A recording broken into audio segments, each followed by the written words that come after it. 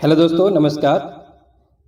दोस्तों, अब हम इसमें देखने जा रहे हैं जो भारतीय संविधान का विकास हुआ, जो हमने आपको अभी तक पढ़ाया है, उसके एमसीक्यू। और एमसीक्यू कौन से हैं? ये सारे पीवाईक्यू हैं। इसका मतलब ये है कि ये बहुत ही महत्वपूर्ण सीरीज होने जा रही है आपके लिए, और आप अपने दोस्तों के साथ भी ये शेयर कर सकते हैं, जिससे कि उन्हें भी ये इस चीज़ का लाभ मिले। तो दोस्तों, चलिए देखते हैं। इसमें पहला क्वेश्चन कह रहा है, निम्नलिखित में से किस अधिनियम में कलकत्ता में सर्वोच्च न्यायालय की स्थापना का प्रावधान था?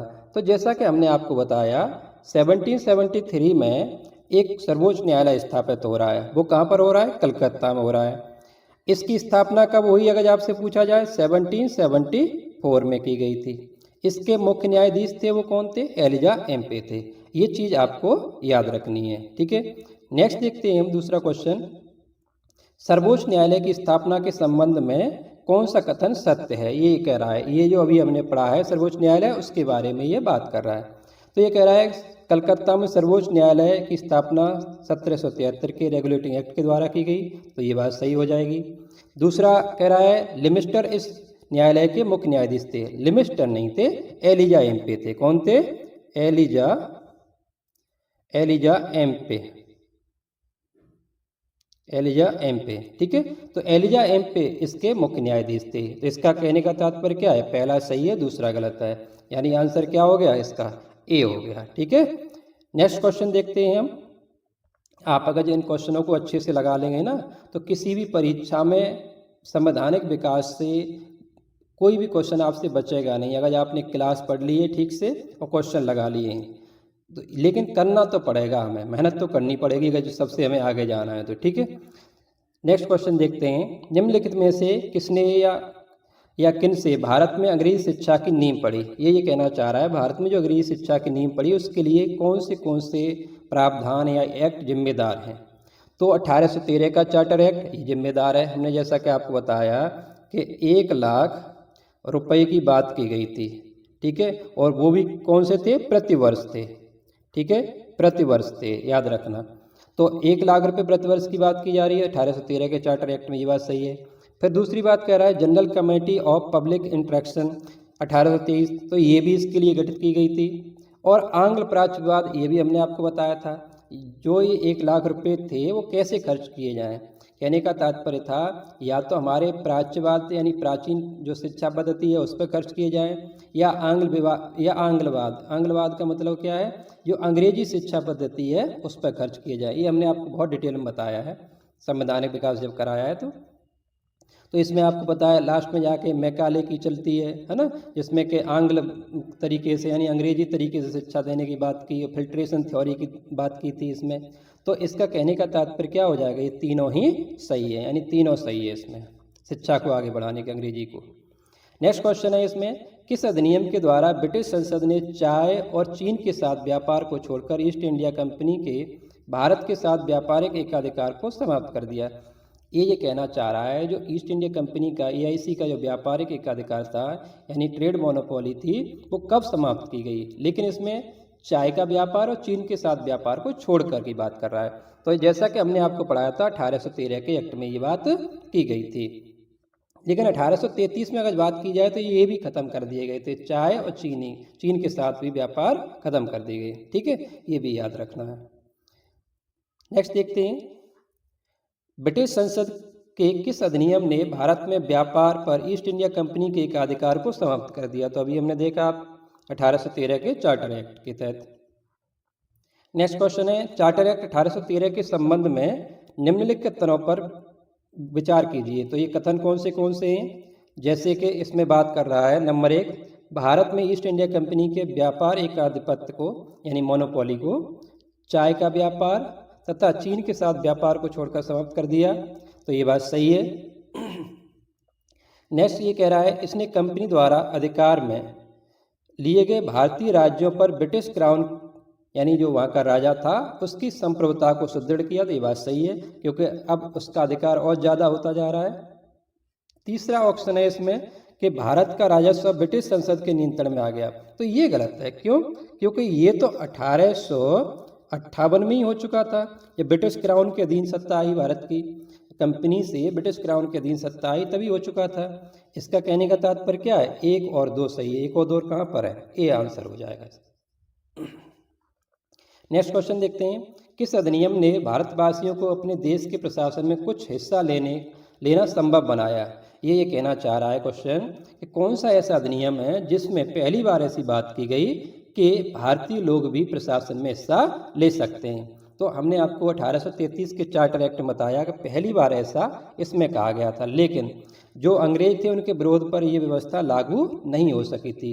लेकिन 1853 के एक्ट में ये व्यवस्था लागू हुई थी कि जन्म स्थान या मान के चलो धर्म या जाति के आधार पर भेदभाव नहीं किया जाएगा। ये बात इसमें 33 के में की गई थी, लेकिन इसमें लागू नहीं हो पाई थी क्योंकि ब्रिटेन में इसका विरोध हुआ था। लेकिन 1853 के एक्ट में ये बात लागू हो गई थी।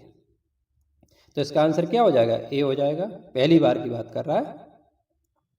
नेक्स्ट क्वेश्चन देखते हैं, भारतीय परिषद अधिनियम 1861 यानी 1861 का जो भारतीय परिषद अधिनियम था ये क्यों आया था, इसमें क्या क्या प्रावधान थे। तो पहला कह रहा है इसमें इस अधिनियम के तहत या फलस्वरूप गवर्नर जनरल की कार्यकारिणी में कुल सदस्यों की संख्या 7 होगी। तो 7 नहीं थी, ये कितनी थी, 6 थी, यानी 6 थी। ठीक है, हमने आपको पढ़ाई थी, याद करो। दूसरा ऑप्शन कह रहा है इसमें विधि निर्माण के लिए अतिरिक्त सदस्यों की संख्या कम से कम 6 और अधिकतम 12 कर दी गई। ये तो हमने आपको बताया था, ये तो बात सही है। नेक्स्ट कह रहा है प्रांतीय और केंद्रीय विषयों में किसी तरह का भेदभाव नहीं किया गया था। इसमें कोई बंटवारा नहीं किया गया था, कहने का तात्पर्य है ऐसा कुछ नहीं था। ठीक है, इसका मतलब क्या है, दूसरा भी सही है। तो आंसर क्या होना चाहिए, बी हो गया, 2 और 3। देखो कितने कितने अच्छे अच्छे क्वेश्चन है और आप कितनी जल्दी टैकल करे ले रहे हो, है ना। तो पढ़ने का यही तरीका होता है, पहले अच्छी तरह से वीडियो देखो, उनको नोट डाउन करो और फिर क्वेश्चन लगाओ। फिर आपसे कहीं क्वेश्चन बच जाए तो पर हमें कमेंट बॉक्स में बताना कि सर क्वेश्चन बच गया। और हाँ, आप लोगों को इसकी PDF वगैरह चाहिए तो टेलीग्राम ग्रुप को ज्वाइन कर लीजिए, उस पर सब चीज़ आपको मिलती रहेगी। ठीक है, टेलीग्राम का जो लिंक है हम कमेंट बॉक्स में भी दे देंगे और इसके डिस्क्रिप्शन में भी दे देंगे। तो चलिए नेक्स्ट देखते हैं, भारतीय परिषद अधिनियम 1892 के संबंध में निम्न कथनों को पढ़िए और कौन सा सही है ये बताइए। तो ये कहना चाह रहा है 20 जून 1892 को लागू हुआ, ये तो गलत है। क्यों, क्योंकि 20 जून को तो नहीं लागू हुआ था।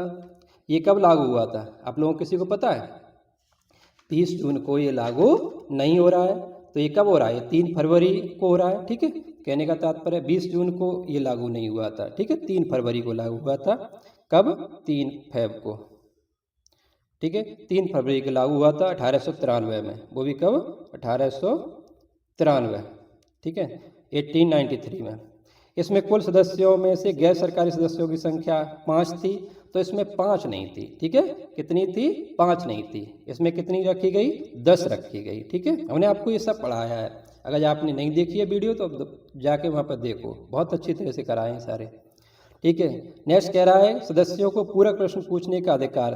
तो पूरक प्रश्न पूछने का अधिकार कब दिया जा रहा है, पूरक प्रश्न पूछने का अधिकार कब दिया जा रहा है, तो ये दिया जा रहा है आपको 1892 में नहीं, ये 1909 में दिया जा रहा है। ठीक है, कब दिया जा रहा है, 1909 में दिया जा रहा है। तो कहने का तात्पर्य है कि इसमें एक भी ऑप्शन सही नहीं है, क्वेश्चन गलत बना हुआ है। ठीक है, ये हमने सब आपको पढ़ाया हुआ है, इसीलिए हम आपको ये क्वेश्चन सही से बता रहे हैं। ठीक है, इसमें एक भी ऑप्शन सही नहीं है, क्योंकि काउंटर क्वेश्चन हमने आपको बताया 1909 के में थे। ठीक है, नेक्स्ट क्वेश्चन देखते हैं हम, निम्नलिखित में से किस अधिनियम के अंतर्गत भारतीय विधान परिषद को बजट पर बहस करने की शक्ति। तो ध्यान रखना, बहस करने की बात आ जाए तो 1892 आ जाएगा, लेकिन काउंटर क्वेश्चन की बात आ जाए तब क्या होगा, 1909 होगा, यानी 1909 हो जाएगा।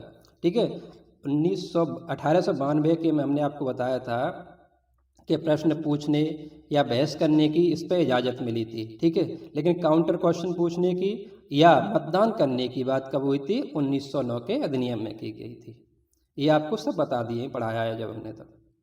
नेक्स्ट क्वेश्चन देखते हैं, ब्रिटिश भारत में सांप्रदायिक प्रतिनिधित्व की व्यवस्था निम्नलिखित में से किस अधिनियम के द्वारा की गई।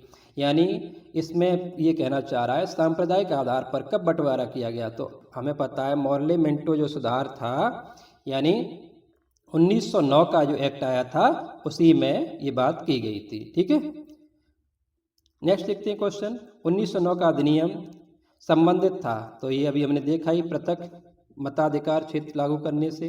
ठीक है, तो इसका आंसर ए हो जाएगा। नेक्स्ट क्वेश्चन है, निम्नलिखित में से किस एक अधिनियम द्वारा भारत में संघीय न्यायालय की स्थापना की गई थी? तो जैसा कि हमने आपको पढ़ाया था, संघीय न्यायालय कब बना था? तो संघीय न्यायालय की जब बात की गई थी तो 1935 की बात की। ठीक है, जिसके तहत 1937 में ये न्यायालय बना था और ये स्थान क्या था? तो दिल्ली था। ठीक है, दिल्ली था। तो ये वाली बात हमें पता होनी चाहिए। तो इसमें क्या है? डी आंसर हो जाएगा। क्या हो जाएगा? डी, यानी इसमें से कोई नहीं है। नेक्स्ट क्वेश्चन कह रहा है, भारत का संघीय न्यायालय निम्नलिखित में से किस वर्ष में स्थापित हुआ? ये तो अभी आपको आंसर ही मिल गया, 1937, अभी बताया आपको। नेक्स्ट क्वेश्चन है, केंद्र में द्वैध शासन किस अधिनियम के तहत लगा था? तो हमने आपको बताया कि राज्यों में कब लगा? तो 1919, यानी राज्यों में 1919 के तहत लगा। लेकिन ये कह रहा है केंद्र की, तो केंद्रों में 1935 में लगा। यानी केंद्र में कब लगा? 1935 में। 1935 में केंद्र में लगा था और राज्य में 1919 में। 1935 में क्या हुआ? राज्यों से हटा के जो द्वैध शासन था वो केंद्र में कर दिया, और राज्यों में पूछा जाए तो 1919 हो जाएगा। ठीक है, इसके दोनों आंसर ये रहेंगे। तो इसका आंसर क्या होना चाहिए? सी, यानी 1935 का अधिनियम। नेक्स्ट क्वेश्चन देखते हैं, 1919 के भारत शासन अधिनियम की निम्नलिखित में से कौन सी प्रमुख विशेषता है या है? तो ये कहना चाह रहा है, प्रांतों की कार्यकारी सरकार में द्वैध शासन की व्यवस्था। ये तो अभी हमने आपको बताया। तो द्वैध शासन प्रांतों में कब? 1919 में हुआ। तो ये बात सही है। नेक्स्ट कह रहा है, मुसलमानों के लिए पृथक। तो ये तो 1909 में हुआ था, है ना? 1909 में भी देखा हम लोगों ने। तो ये तो गलत हो जाएगा। नेक्स्ट कह रहा है, केंद्र द्वारा प्रांतों को विधानीय शक्ति का हस्तांतरण किया। ये बात सही है, क्योंकि प्रांतों में भी शक्ति, यानी कह सकते हो, उन्हें भी विधि बनाने की शक्ति दी गई। हमने आपको बताया था। तो विधि बनाने की शक्ति, यानी लॉ मेकिंग की शक्ति थोड़ी सी इसमें भी दी जा रही है प्रांतों को भी। ठीक है, इसका आंसर क्या होना चाहिए? 1 और 3 कौन से में? सी में। तो ये आंसर हो जाएगा, सी आंसर हो जाएगा। देखो कितने अच्छी अच्छी परीक्षाओं के क्वेश्चन हैं और कितने आसानी से हो रहे हैं, ये आप लोग नोटिस करो। पढ़ने के बाद में आपके कोई भी क्वेश्चन बच नहीं रहे होंगे। ठीक है, और आपने ये क्वेश्चन भी सही से कर लिए तो बहुत सारी चीज़ें आपकी ऐसे ही कवर हो जाएंगी। ये आपको कम महसूस होगा जब एग्जाम में बैठेंगे। अभी तो आपको लगेगा कि बहुत आसान है ये सारी चीज़ें, लेकिन ये आसान कर दी गई हैं आपके लिए। नेक्स्ट क्वेश्चन देखते हैं, भारतीय इतिहास के संबंध में द्वैध शासन यानी डायरकी की व्यवस्था कब की गई, या डायरकी किससे संबंधित है? तो ये हमने आपको बताई, प्रांतों में प्रायोजित विषयों को 2 वर्गों में बांट देना। देखो डायरकी का सिस्टम क्या था, मान के चलिएगा, प्रांतों में क्या था? एक तो आरक्षित यानी एक रिजर्व विषय थे, और एक क्या थे? ये हस्तांतरित थे, यानी ये क्या थे? ट्रांसफरेबल थे। तो आरक्षित विषय थे, इन पर कब्जा किसका था? गवर्नर होता था प्रांतों में उसका। और जो ट्रांसफर जो किए जा सकते थे या हस्तांतरित विषय थे, इस पर क्या है? निर्वाचित सरकार होती थी, यानी इलेक्टेड गवर्नमेंट होती थी, उसका कब्जा था। तो यही क्या था? द्वैध शासन था। ठीक है, नेक्स्ट देखते हैं हम, भारतीय इतिहास के संबंध में द्वैध शासन यानी डायरेक्ट, अच्छा ये दोबारा से रिपीट हो गया है, कोई बात नहीं, तो इसका आंसर भी वही रहेगा। ठीक है, डी। नेक्स्ट क्वेश्चन देखते हैं, भारत सरकार अधिनियम 1919 में प्रांतीय सरकार के कार्य यानी आरक्षित, रिजर्व है। ठीक है, इसे सही कर लेना, रिजर्व। ठीक है, रिजर्व और अंतरित यानी हस्तांतरित की बात कर रहा है, ट्रांसफर की बात कर रहा है। ठीक है, विषयों के अंतर्गत बांटे गए थे। तो इसमें ये कह रहा है कौन से ऐसे विषय थे जो कि क्या यानी आरक्षित थे और कौन से ट्रांसफर थे। तो ये कहना चाह रहा है आरक्षित जो विषय थे वो कौन से। आप लोग सोचो, उस समय जो गवर्नर थे, यानी कह सकते ब्रिटिश गवर्नमेंट थी, क्या क्या नहीं दे सकती है? तो न्याय प्रशासन दे सकती है? कभी नहीं दे सकती। ठीक है, क्योंकि अभी अपने अधिकारी जमाना चाहते थे। भू राजस्व दे सकती है, यानी पैसे तो कैसे भी नहीं दे सकती है। ठीक है, तो ये भी नहीं होगा। पुलिस दे सकती है, तो ये भी नहीं देगी। तो इसका कहने का तात्पर्य क्या है? 1, 3, 4 कहीं पर है, हाँ सी में है। तो ये क्या हो जाएगा? इसका आंसर हो जाएगा सही। क्यों? क्योंकि स्थानीय स्वशासन की बात यहाँ पर कोई इतनी ज़्यादा नहीं थी, तो ये तो हस्तांतरित विषय बना दिया गया कि आप अपने हिसाब से चलाओ। ठीक है, इसमें लेकिन जो महत्वपूर्ण बातें थी वो गवर्नर के पास में रहीं। ध्यान रखना, वायसराय गवर्नर में अंतर है। हम गवर्नर जनरल नहीं बोल रहे हैं, हम गवर्नर बोल रहे हैं। जैसे आज के समय राज्यों के गवर्नर होते हैं, वो गवर्नर बता रहे हैं। तो उसके अधिकार थे न्याय और भू राजस्व और पुलिस, ये आरक्षण हमने सब करा दिए हैं आपको, आपको पता है, ठीक है। और नहीं किसी ने वो देखे हैं क्लास है तो देख लेना जरूर। तो इसका आंसर क्या हो गया, सी हो गया। नेक्स्ट क्वेश्चन देखते हैं, किस अधिनियम ने प्रांतों में द्वैध शासन प्रणाली की स्थापना की। तो ये क्या कह रहा है, प्रांतों में, ठीक है। तो प्रांतों में तो 1919 से ही रहेगा, ठीक है। नेक्स्ट देखते हैं, केंद्र में कौन सा एक द्विसदनीय विधायिका लाया, द्विसदनीय विधायिका लाया। तो केंद्र में, ध्यान रखना कहाँ पर बात कर रहा है, केंद्र में द्विसदनीय विधायिका लाया। तो ये कौन सा एक्ट था, ये 1919 का ही एक्ट था, ठीक है। क्योंकि दो सदनी विधायिका हुई थी ना, इसमें एक लोअर हाउस था, एक अपर लोअर हाउस, एक अपर हाउस की बात की थी। लोअर हाउस में 145 हमने बताए थे आपको, ठीक है। और इसमें कितने बताए थे, 60 बताए थे। इसमें कुछ निर्वाचित थे, कुछ मनोनीत थे, ऐसे ही उसमें थे। तो ये वाली सब व्यवस्थाएं हमने बताई थी आपको। तो ये कब हुई थी, 1919 के एक्ट में की गई थी। नेक्स्ट क्वेश्चन देखते हैं, 1919 के मॉन्टेग्यू चेम्स पुरस्कार में 21 वर्ष से अधिक आयु की सभी महिलाओं के लिए मताधिकार संशोधित किए गए। तो ये बात गलत हो जाएगी, क्यों, क्योंकि सभी के लिए नहीं थे, कुछ महिलाओं के लिए था। ये पहली बार ऐसा था कि 1919 के एक्ट में महिलाओं को वोट देने का अधिकार दिया गया, हमने आपको बताया था। दूसरा कह रहा है, 1935 के गवर्नमेंट ऑफ इंडिया एक्ट में विधानमंडल में महिलाओं के लिए आरक्षित स्थानों का प्रावधान था।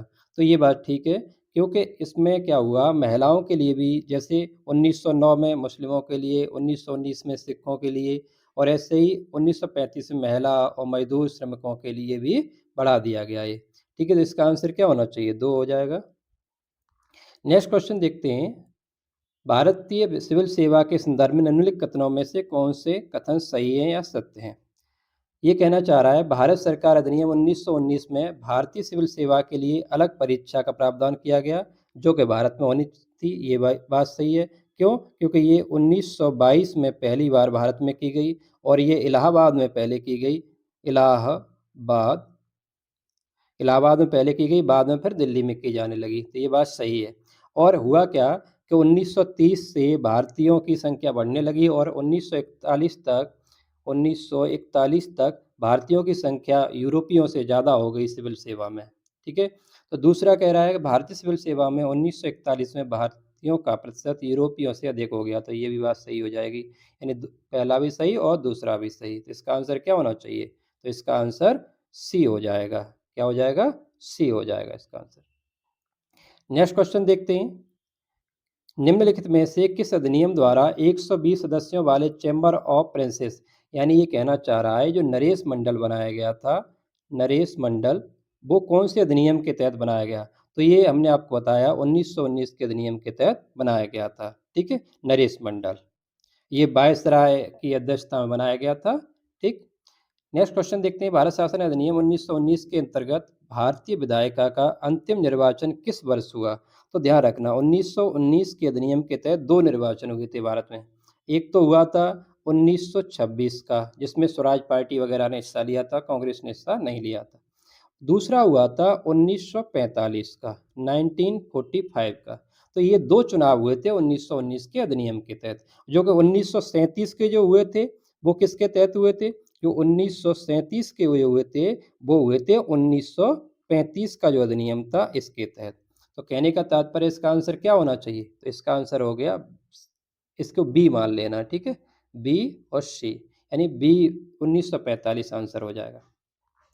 नेक्स्ट क्वेश्चन देखते हैं, भारत जो राष्ट्रपति है उसे अध्यादेश जारी करने की शक्ति प्राप्त हुई है, वो कहाँ से हुई है। तो राष्ट्रपति को अध्यादेश यानी ऑर्डिनेंस बिल लाने की शक्ति कहाँ से प्राप्त हुई है, तो वो 1935 का अधिनियम है। ये अभी हम संविधान के जो कह सकते हो स्रोत है उसमें पढ़ाएंगे, ठीक है।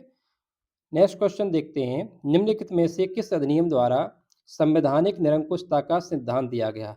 कहने की तात्पर्य है कि संविधान की बात पहली बार कहाँ की जा रही है, तो 1935 में ऐसा बात की जा रही है कि यहाँ संविधान की निरंकुशता की बात की जा रही है। क्यों, क्योंकि यहाँ पे कोई संविधान वगैरह नहीं था, भारत की एक संघ बनाना था, संघीय न्यायालय बनाना था, केंद्र राज्यों के बीच शक्तियों का विभाजन था, ये सारी चीज़ थी, लेकिन कोई ऐसा नहीं कि संवैधानिक था, ठीक है। तो इसका आंसर क्या होना चाहिए, सी होना चाहिए।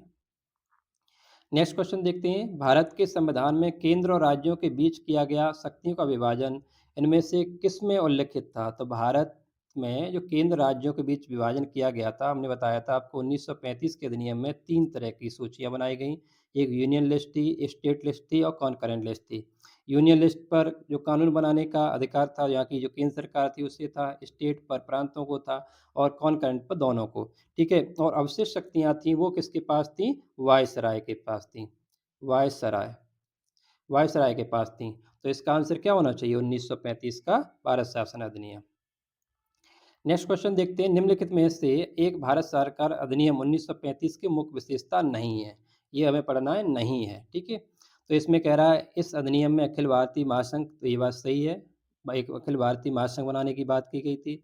अवशिष्ट शक्तियाँ प्रांतीय विधायिकाओं को, न कि प्रांतीय विधायिकाओं को नहीं दी गई थी। ये किससे दी गई थी? ये वायसराय को दी गई थी। वायसराय सराय को दी गई थी, ठीक है? इस चीज़ का याद रखना, वायसराय।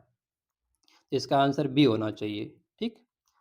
नेक्स्ट देखते हैं, निम्नलिखित में से किसने ब्रिटिश भारत में प्रांतीय स्वायत्तता की शुरुआत की? तो प्रांतीय स्वायत्तता 1935 के अधिनियम में दिखाई दे रही है। क्यों? क्योंकि प्रांतों से द्वैध शासन समाप्त करके और कहाँ पर लगा दिया? केंद्र में लगा दिया और प्रांतों को ज़्यादातर स्वायत्तता दे दी गई, जो कि अपने हिसाब से विधि बना सकते थे। तो इसका आंसर सी हो जाएगा। नेक्स्ट क्वेश्चन देखते हैं, अखिल भारतीय महासंघ स्थापित करने का प्रावधान किसमें था? तो ये 1935 के अधिनियम में अभी देखा हमने। नेक्स्ट क्वेश्चन है, भारत सरकार अधिनियम 1935 के संदर्भ में निम्नलिखित कथनों पर विचार कीजिए। इसमें कह रहा है नंबर 1, इसमें ब्रिटिश भारतीय प्रांतों और देसी रियासतों को मिलाकर एक अखिल भारतीय यानी एक संघ यानी कह सकते हो फेडरेशन बनाने की बात की गई, तो ये बात सही हो जाएगी। एक फेडरेशन बनाने की बात की गई थी। दूसरी कह रहा है रक्षा और विदेश संबंधी मामले यानी डिफेंस और फॉरेन मतलब जो कह सकते हो रिलेशन है, उसके मामले विधानमंडल को, तो ऐसा तो कभी नहीं कर सकते अंग्रेज के रक्षा और विदेश मामले भी यहाँ की निर्वाचित सरकार है उसे दे दें, तो ये तो नहीं हो सकता। इसका आंसर क्या होगा? ओनली 1 यानी ए हो जाएगा। नेक्स्ट क्वेश्चन देखते हैं, निम्नलिखित में से कौन भारत सरकार अधिनियम 1935 की एक विशेषता नहीं है? ठीक है, नहीं है ये पूछ रहा है।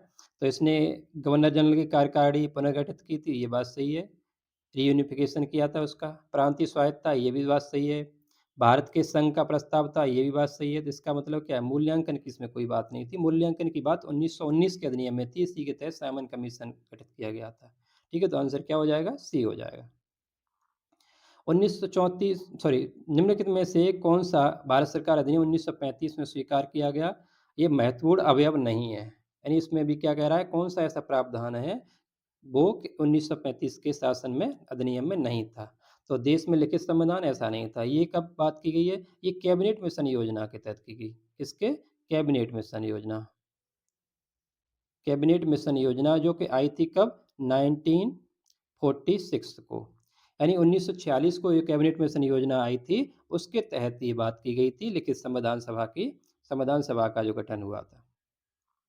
नेक्स्ट देखते हैं क्वेश्चन, 1935 का गवर्नमेंट ऑफ इंडिया एक्ट क्यों महत्वपूर्ण है? तो ये क्यों महत्वपूर्ण है? सबसे ए वाला ही आंसर सही हो जाएगा, क्योंकि संविधान का हमारे का प्रमुख स्रोत है। यानी अप्रॉक्स यानी लगभग 70% हमारा संविधान है डायरेक्टली या इनडायरेक्टली, प्रत्यक्ष या अप्रत्यक्ष रूप से वो 1935 के अधिनियम से ही प्रभावित है। ये हम अभी देखेंगे संवैधानिक स्रोतों में।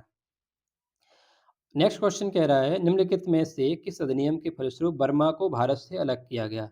तो हमने आपको 1935 के अधिनियम में ये पढ़ाया था, बर्मा को भारत से अलग कर दिया गया, बरार को मध्य प्रांत में मिला दिया गया और अदन की जो अदन क्षेत्र था उसे जो इसका उपनिवेशिक कार्यालय था ब्रिटेन का उसमें शामिल कर दिया। ये सारे चीज़ें कब हो रही थी? 1935 के गवर्नमेंट ऑफ इंडिया एक्ट में। तो आज के लिए इतने ही क्वेश्चन है।